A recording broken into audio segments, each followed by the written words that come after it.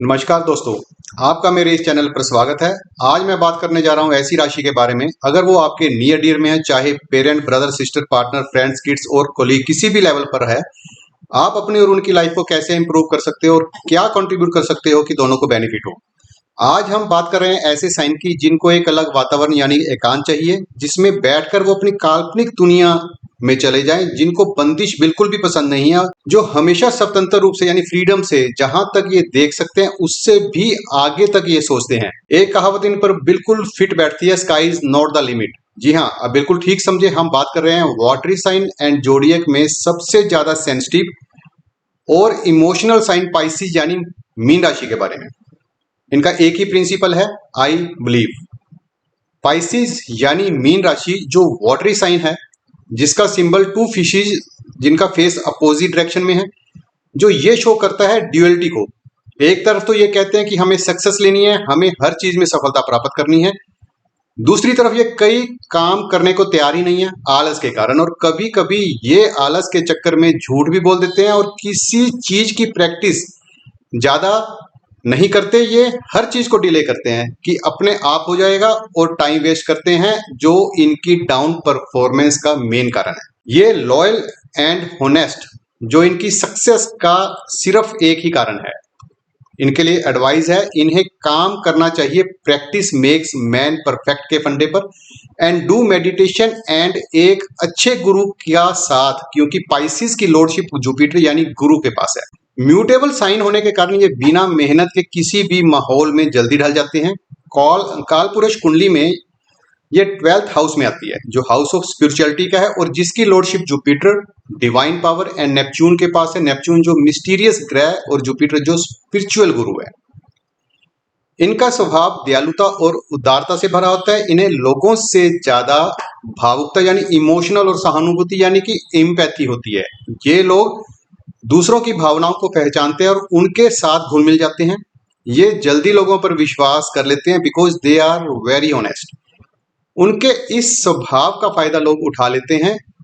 यही चीज मैंने आपको धनु राशि में बोला था। अगर आपने मेरा वो वीडियो नहीं देखा तो मैं इसकी डिस्क्रिप्शन डाल दूंगा, क्योंकि इन दोनों की लॉर्डशिप, धनु और पाइसिस, इन दोनों की लॉर्डशिप गुरु के पास है।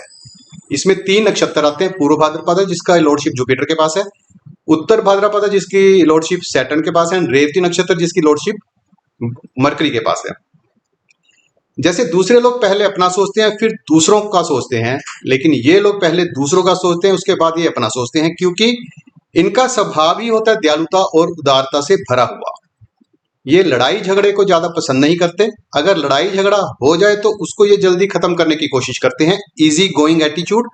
ये इतने कूल होते हैं कि बड़ी प्रॉब्लम को भी छोटा समझते हैं, इसलिए इनकी कंपैटिबिलिटी किसी भी साइन के साथ बड़ी अच्छी हो सकती है।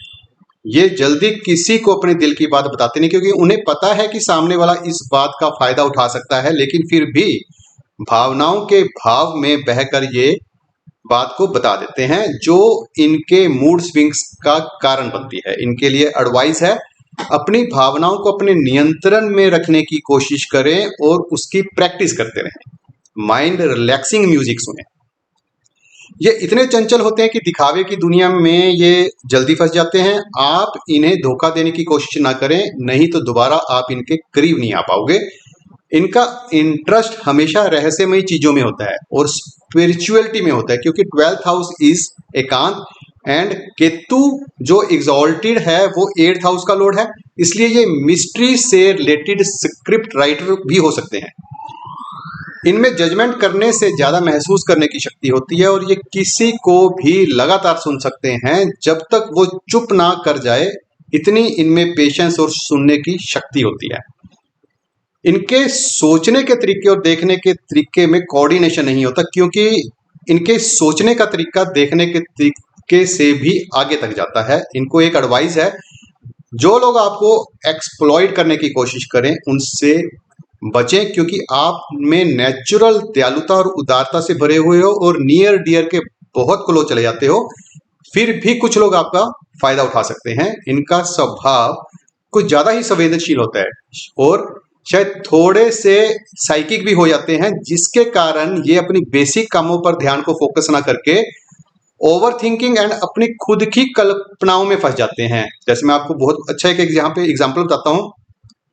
इन्हें लड़ाई झगड़ा करना और किसी से सामना करना बिल्कुल पसंद नहीं है। अगर मान लो इनको कोई बोलता है कि थर्ड पर्सन इनके बारे में कुछ गलत बोल रहा है, तो उसका सामना किए बिना ये उनसे दूरी बना लेते हैं एंड और ओवर थिंक करना शुरू कर देंगे।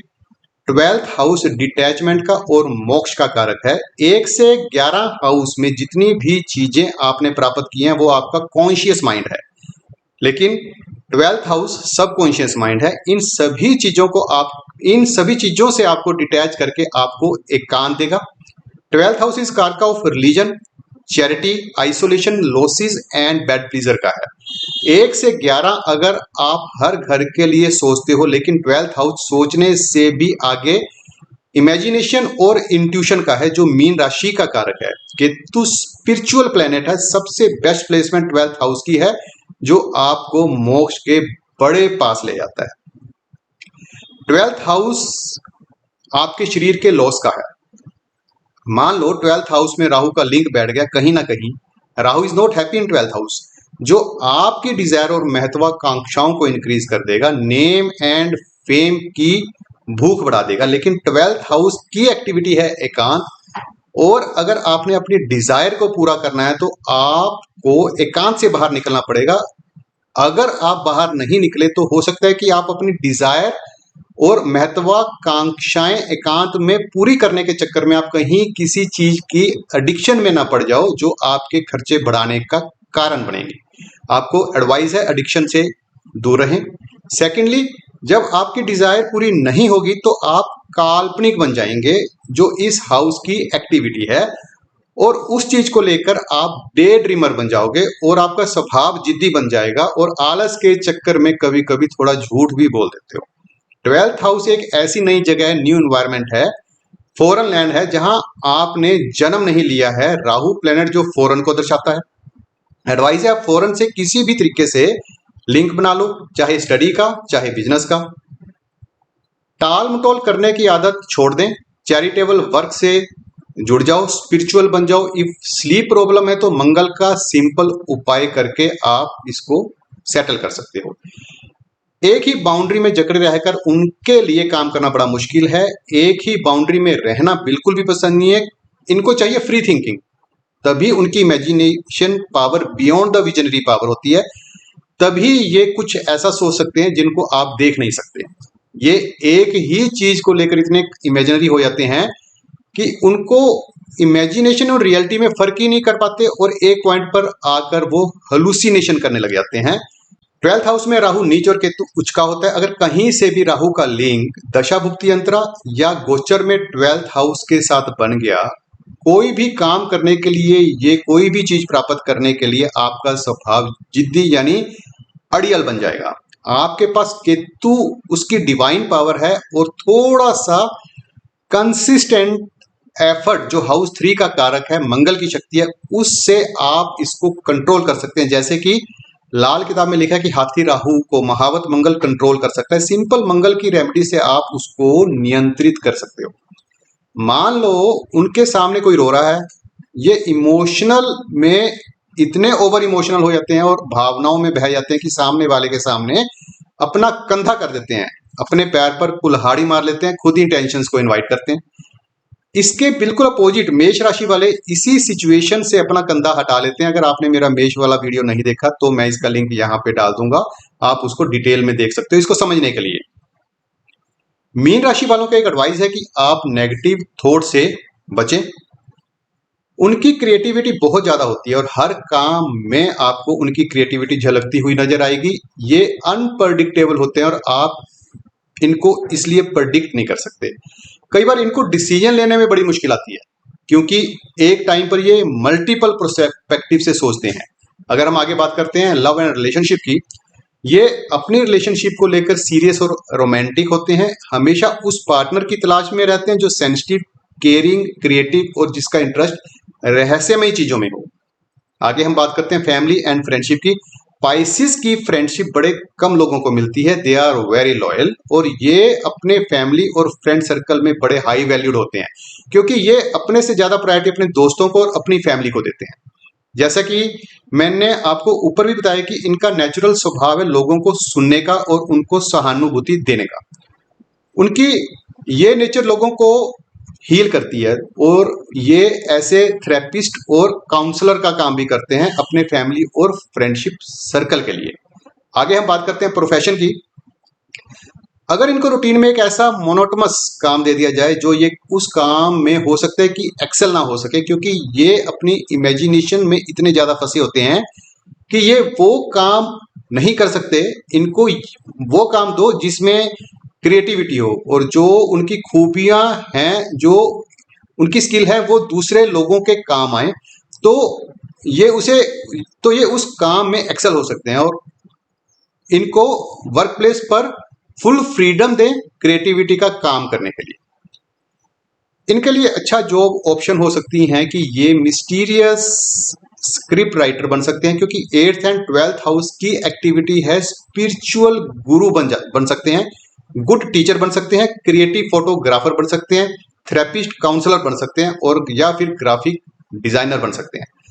अगर ये कोई मिस्ट्री वाली मूवी भी देख रहे हों तो कोई भी सीन आने से पहले अपनी इमेजिनेटिव पावर से उस सीन से पहले आपको बता देंगे कि आगे क्या होने वाला है। अगर हम बात करते हैं कंपैटिबिलिटी की, तो इनकी कंपैटिबिलिटी, जो इनके कंपैटिबल साइंस हैं, watery sign, Cancer and Scorpio के साथ बहुत अच्छी होती है।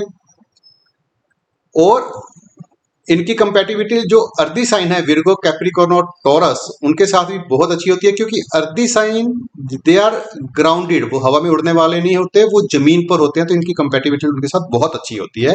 और इनकी कंपैटिबिलिटी कम होती है फायर साइन के साथ, एरीज, लियो एंड सेजिटेरियस, क्योंकि इनका जो अग्रेसिव नेचर है और उनकी इमोशनल नेचर है, तो ये उनको लगता है कि दे आर हर्टिंग अस। और एरी साइन है जेमिनी, लिब्रा एंड एक्वेरियस, इनसे भी थोड़ी सी कम बनती है, क्योंकि दे आर इंटेलेक्चुअल, और इनको थोड़ा सा प्राउड होता है, थोड़ा सा हवा का झोंका टाइप की भी हमें बहुत कुछ पता है, और इसलिए इनकी कंपैटिबिलिटी उनके साथ भी थोड़ी सी कम होती है।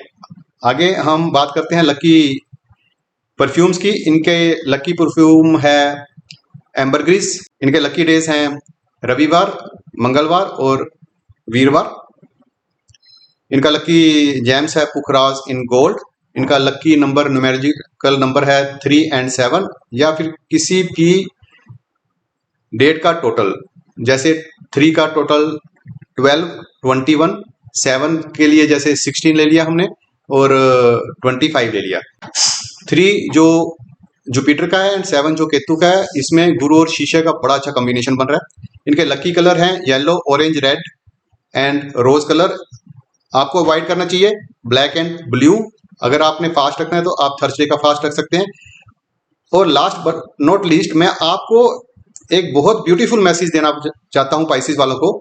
आपके अंदर एकांत है, और केतु उच्च की इमेजिनेशन की डिवाइन पावर है। अगर आप थोड़ा सा कंसिस्टेंटली एफर्ट करें तो आप सक्सेस की किसी भी हाइट तक पहुंच सकते हो। Means sky is not the limit. मैं यहां पर आपको एक एग्जाम्पल के द्वारा समझाने की कोशिश करता हूं।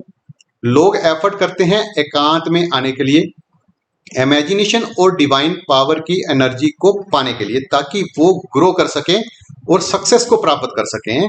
वो आप में ऑलरेडी इनबिल्ड है। उसके आगे आपको थोड़ा सा एफर्ट कंसिस्टेंटली करना पड़ेगा, जिससे आप सक्सेस की किसी भी सीढ़ी को पा सकते हैं। अगर आपको हमारा वीडियो अच्छा लगा, आप कमेंट करें, लाइक करें, शेयर करें एंड बेल आइकन दबाकर सब्सक्राइब करें। Thank you for watching our video. धन्यवाद।